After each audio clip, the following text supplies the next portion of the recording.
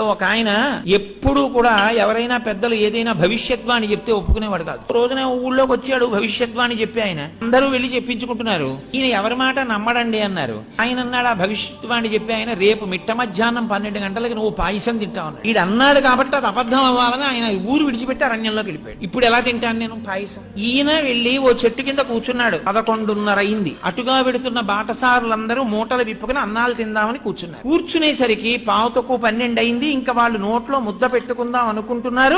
దారి దొంగలు వస్తున్నారన్నారు. వీళ్ళందరూ విప్పిన మూటలు విప్పినట్టు వదిలేసి పారిపోయారు. ఈయనొక్కడు మాత్రం అయ్యి బాబు ఇప్పుడు పారిపోవడం ఎందుకు, మనం 12 అయిపోతోంది, మనం ఎవ్వరికంటా పనకూడదని ఓ చెట్టే ఆ చెట్టే ఎక్కి పైన కూర్చున్నాడు. దొంగలు వచ్చారు. 5 నిమిషాలు తక్కువ 12 అయింది. ఒరే మంచి ఆకలి మీద ఉన్నాం, భలే ఉందిరా, అన్ని పాయసాన్నాలే, ఒరే పాయసాన్నం మిగిలిందిరా తినేద్దాం అన్నారు. ఒరే ఆగండి ఆగండి, వాళ్ళు అన్ని పట్టుకెళ్లిన వాళ్ళు పాయసాన్నాలు ఎందుకు వదిలేశారా? మన్ని మట్టు పెట్టడానికి ఇందులో విషం కలిపి ఉంటారు. ఇక్కడ ఎవరైనా